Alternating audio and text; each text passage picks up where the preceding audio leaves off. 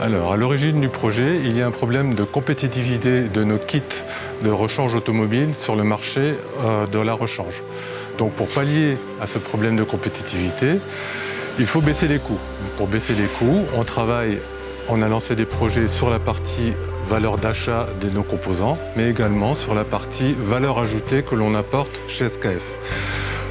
La valeur ajoutée, c'est quoi? On a analysé donc toute la chaîne entre l'arrivée des composants jusqu'au départ des produits finis, toute cette chaîne de valeur. On a regardé là où il y avait les plus gros pavés que l'on pouvait supprimer, et notamment des transports inutiles, des coups de fourche.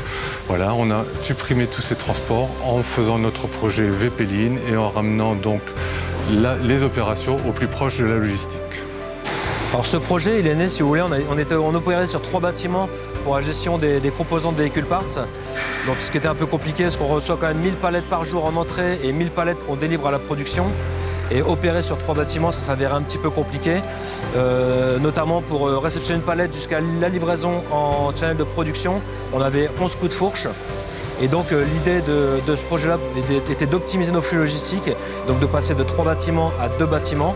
Donc ça voulait dire qu'on réduisait nos surfaces logistiques de 30% et que derrière ça, on optimisait nos ressources. En fait, depuis toujours, on est toujours dans la recherche d'amélioration de nos performances. On a depuis longtemps voulu travailler sur notre process qu'on ne trouvait pas assez lean. Pour ce faire, on a cassé des silos, on a regroupé la partie logistique et la partie production ensemble. Et on a travaillé à un concept dans un premier temps. Et je te laisse en parler, Denis.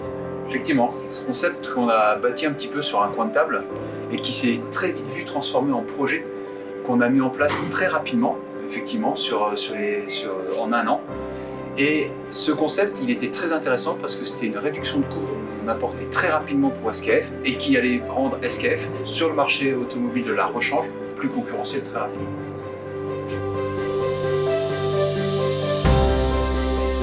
Eh bien, beaucoup de monde en amont, notamment le personnel de production, mais pas que. On a eu également les services support, le personnel administratif, de la collecte de besoins pour aujourd'hui avoir des bons résultats, quelque chose qui fonctionne bien, un atelier avec de bonnes conditions de travail pour la satisfaction de tous.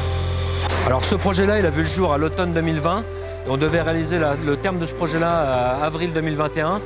Et pour mener à bien ce projet, il nous a fallu vraiment impliquer l'ensemble des opérations, donc en partant des opérateurs jusqu'aux équipes de management, en collaboration avec l'unité de production, parce que bien entendu, il fallait continuer à produire sur le bâtiment 15 pour véhicules parts et aussi pour mes activités de distribution, où il m'a fallu aussi maintenir les activités. Et du coup, on a mené à bien ce projet-là en toute sécurité au bout de ces 7 mois. De l'amélioration de la part de marché. Les conditions de travail.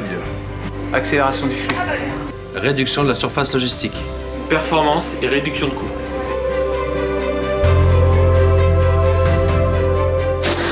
Comme vous avez pu le constater, nous sommes très fiers avec les équipes du travail qui a été réalisé sur le Lean VP. Le fait d'avoir compacté tous les stocks de composants autour de la prod et surtout d'avoir digitalisé et automatisé les appros a apporté énormément de bénéfices. Dans la suite, pour nous, c'est tout simplement de reproduire le même schéma sur la partie Bearing Factory en commençant par l'automobile. Nous avons d'abord compacté les composants en les rapprochant le plus près possible des channels où je me trouve actuellement.